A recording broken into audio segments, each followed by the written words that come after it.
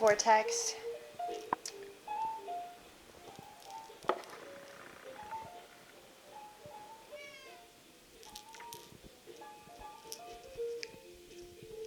Yeah, I know you're gonna make this about you. When do you not? Vortex, I finally did it. I'm on fucking Instagram. I actually used my old profile name. Queenosaline.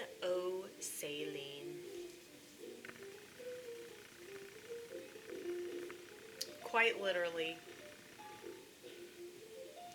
I made my throne out of my massive quantity of tears that turned into a different type of solid. So that's what happens if you generate enough saline. It will turn into a solid and you can make a throne out of it. Okay? Just let you know. These are the special superpowers that you have if you own a cat. I don't know if you knew that, but you're really lucky that you embarked upon this channel, because you're going to learn all kinds of shit that you never thought was relevant.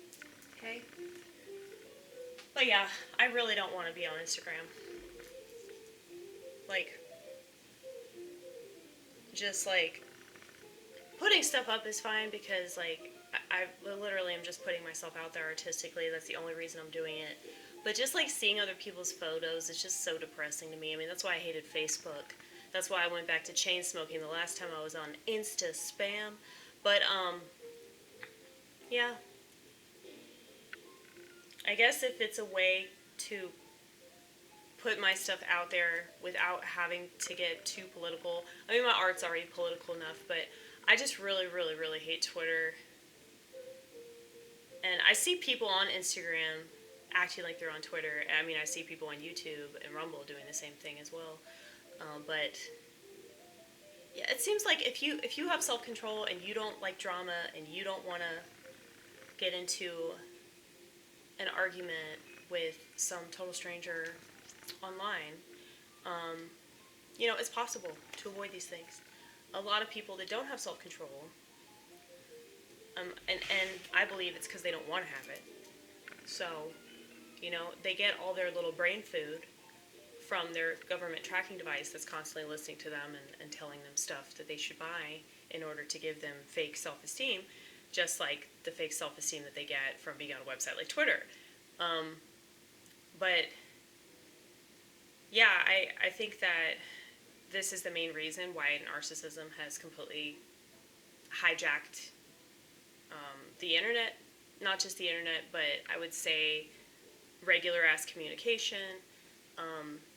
People that are in this, like, mental illness sphere, they don't have boundaries. So it makes perfect sense why they would go on social media and try to start shit with people all the time. Like, that makes way too much sense, actually. And they don't have to take any responsibility for it. And, you know, if I offend somebody and they're really upset with me, I would rather just talk it through with them. You know, I don't want to just piss people off. But if I do piss people off, after I have made this statement of, yeah, I'm not trying to piss you off, so if you get pissed off, that sounds like a personal problem, you know? I think that there's a huge difference between saying things that aren't necessary to say versus expressing yourself in your own way that's separate from what other people expect of you. And I think that that's another thing. People don't know how to communicate. People don't know how to stop themselves from saying something that's fucked up. And people definitely don't know how to be authentic because they're not in touch with themselves at all. So that is why they're so easy to exploit. So while there is a part of me that feels sorry for them because they're just stupid, I don't. Because they're the reason why everything's screwy in the world. And you can't just blame the elite, because the elite aren't forcing parents to give their kids a smartphone, and they don't really monitor what the kids are doing on it, and then they get hooked on TikTok. That's why they want to ban that shit. Now, I hate TikTok, but they're trying to ban it because all these kids are hooked on it. That's the main reason. But it really is the parents' fault. And I stand by that shit. I see them all the time. Because I work in food service, as y'all know. I know I bring this up a lot. But the reason I bring it up a lot is because I have skin in the game. I've seen enough people come in, and I have to wait on these sacks of shit. And, like, a lot of the time now, because of the phones, we have to call people's orders out, and they don't even hear it, because they're, and then they come up, like, 15 minutes later, and, like, my food's cold. It's like, no wonder you're on your phone. I mean, it's not my problem that other people have disabled themselves. Like, they really have. When you have little electronics to do everything for you. You know, I used to just carry around headphones all the time. I didn't listen to music all the time, though. It was just kind of a thing that I enjoyed. But, you know, try to take away these headphones from autistic people. I mean, they'll lose their fucking minds. Just like if you took these phones away from anybody in the cluster B personality sector, those people would act crazy. Like, even crazier than they already do, because they don't have this, like, outlet where they can run to leave all their crazy. So, what do you think is going to happen if they don't have those outlets? What do you think is going to happen if, I don't know, they shut something down? You know? Now, I don't know why this would happen. Like, I think it's designed to scare people into thinking that it will happen. So it keeps them in this fear-mongering. But, I mean, people that can't have a device without using it to self-destruct in, like, at least 15 different ways. And it's insane, like, how quickly you can self-destruct in, like, a matter of minutes just by going on a website. It's crazy. And I think about that in relation to porn. I think about that in relation to, like, for me, looking stuff up that's really depressing. My priest recently passed away, by the way. He passed away today. It's really sad, but at the same time, it's not, because he was ready to go. I was actually supposed to meet with him today. And it's fucking crazy, dude. The time I would have met him, like, he literally died. It's crazy. Because he was going to meet with his family. So one of his daughters texted me and was like, can we reschedule? And I was like, yeah, sure, that's fine. But apparently, like, yeah, his whole family came in to see him. And they showed up yesterday, and he got to spend some good quality time with his father, who's like 96. And that's crazy that he outlived his son. Because, like, yeah, today, like 4:30, he died.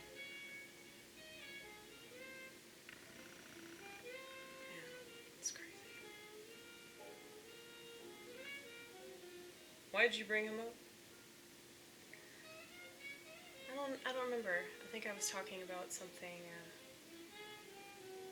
maybe in relation to spirituality. Oh no, you were talking about, like, people that were addicted to things. Oh, porn. Yeah, my priest told me that conspiratorial material is like pornography to me. I agreed somewhat. But I also disagreed, because I don't come, you know, I don't get off knowing that I'm right about any of this stuff. It just depresses me. And, you know, he's in a way better place, because any place is better than this dump, right? But it's like,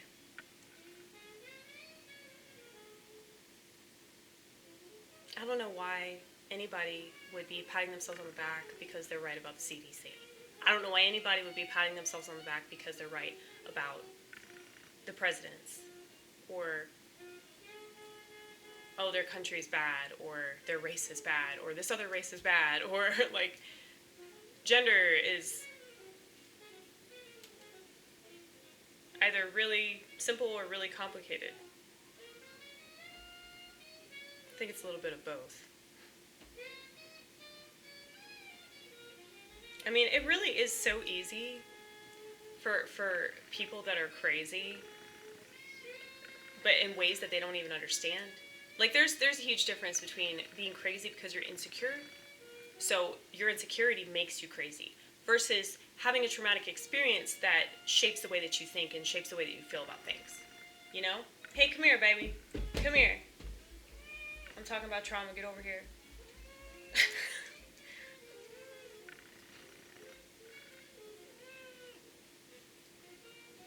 Yeah, you know, some people are just happier being alone. And maybe it has to do with trauma, but it also has to do with, just a personal choice. Like, I just feel more comfortable by myself. And I've proven that enough times with enough people to know that the problem and the solution both come from me. So it's like I get very unnerved when people try to even suggest that I should make a different decision. It's like, no, I made my decision when I was like 6 years old. I just kept retracting it. Isn't that right? Well, we're not retracting it anymore because we got you, baby. We got you. We're going to have kids with this cat. That's what we're going to do. We're going to have our own private ultrasound. I'm kidding. I'm not having sex with my cat. But you have any idea how many people would take me seriously on that? Because people don't understand what a joke is. They don't know what satire is. They don't know what anything is. I mean, just look at how bewildered they are about fucking gender, But these people that are so proud of themselves, patting themselves on that back over and over and over again. 2 genders, motherfucker. 1, 2. I am amazing. That's what they do.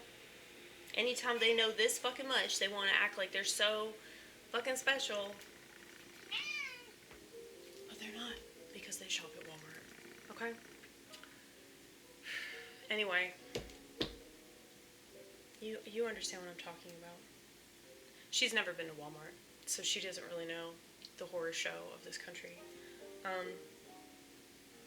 Once you see enough, like, morbidly obese people on that little rolly cart, and this is not because I hate obese people, okay? I have several obese friends. I've always had several obese friends because I fucking live here, okay? And I am friends with more and more obese people because I fucking live here. So, don't get on to me. Anyway.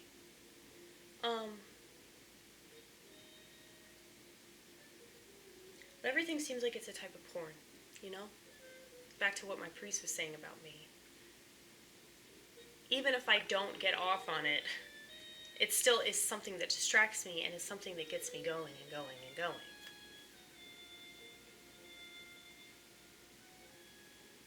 In a way, don't you love how I'm running with this? In a way, a conspiracy theory is a lot like an SSRI.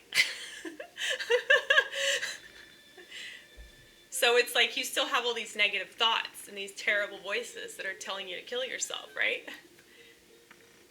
And of course you want to because the world's that bad. So you're like, why shouldn't I, right?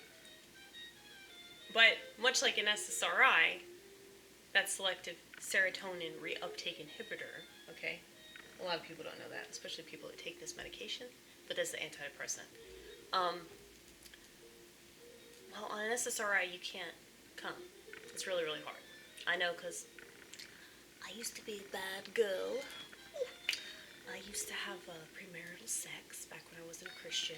You can't be held to Christian standards if you don't grow up that way. Okay, my parents might as well be secular. Nothing against them. I mean, they just fell away from it. A lot of religious people fall away from it. And that's why they end up getting back into it later down the line. Or if something fucks up in their life, if they lose something, like they get divorced, or somebody dies, or they get addicted to something, then they go back and they find Jesus again. But I can kind of understand why people think that those stories are a load of bullshit, because it's really easy to just be like, oh, I've been saved, like, forgive my past transgressions, but it's like, you can't expect people to do that. That's what God is for, you know? So I never expect that from anybody, but unlike a lot of people on the internet like to yak about, there's plenty of opportunity out there to still get laid, okay? There's plenty of opportunity out there to find people. You gotta like chop down a lot of weeds, though. You know, that's kind of the problem. You know, when you have this internet on your person all the time, and so does everybody else, and this is how they communicate, and everything involves that thing. It's like, yeah, people are not going to be able to communicate the way that they used to. People are not going to be able to have sex the way that they used to. People are not going to be able to masturbate the way that they used to. I know people get really scared when you say that word. But, yeah. So back to what I was saying, the metaphor that I used to describe conspiracies in relation to psychiatric medication. A conspiracy is a lot like an antidepressant, where you get going and going and going, but still can't get off. So that's only funny if you've been on an SSRI, you know what I'm talking about. But, yeah, it's really not a funny joke at all.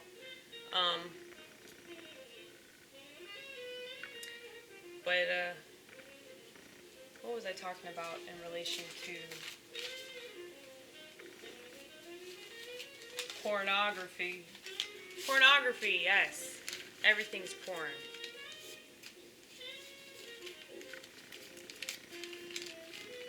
You know, I used to create my own little fantasies about everything. I had my own friend group. I had my little imaginary boyfriend. Imaginary everything. Because the people that I had in my life, whether they were friends or family or significant other, even coworkers, you know? It's like they would still be in my head. They were kind of like the background. But I had these other figures in my life that I gave them life. They were in my mind, though. And I know that they were in my mind. I know that it was this fantasy, and it's not like I was delusional because I was totally aware that I was creating this and living in this world, you know? And I think that mentally ill people that don't want to hurt anybody, that just want to be left alone, that don't want to be with another person because I take up too much space as it is. I am like 90 pounds, and I take up so much space. And there's this friend of mine, his name's Luke, and he is also really crazy, and you can tell that he's definitely on the schizo spectrum because he dresses even more weird than I do. Imagine that, okay? I almost want you to meet him. Like, I mean, I can link his channel perhaps, because he has a YouTube channel as well. He just doesn't post anywhere near as much as I do, but his videos are really amazing. He's just awesome. Very, very talented dude. But anyway, totally crazy, and and I say that as a compliment. And I know he would take it that way. But he came to my house and felt claustrophobic, you know, because of just the way that I live. And he told me, he's like, man, you seem like really settled here. Like, you would be bothered by anybody else being here. And he was absolutely right.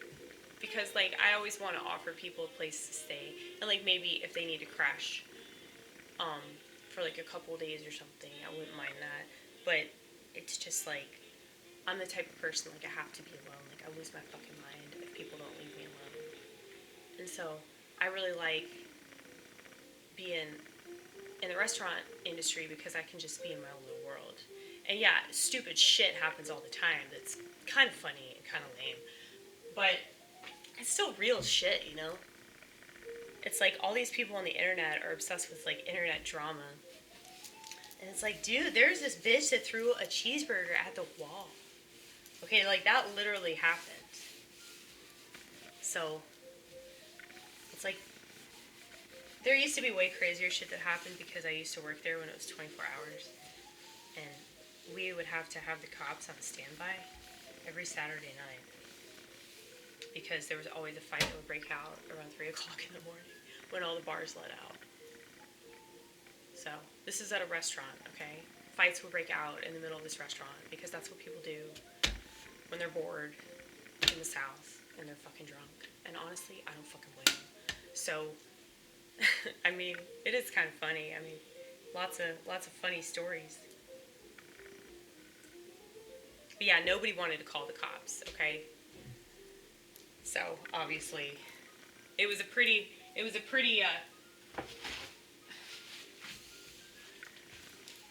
common problem that we had, which is people acting rowdy whenever they got intoxicated. There's actually this bar, it's one of the last bars to close, and it's right across the street from my restaurant. They have karaoke there. I've done karaoke there a few times. I'm pretty good at it. I'll have to show y'all. I know that a bunch of people filmed it on their phone, but you know how we are about technology. We fucking hate it.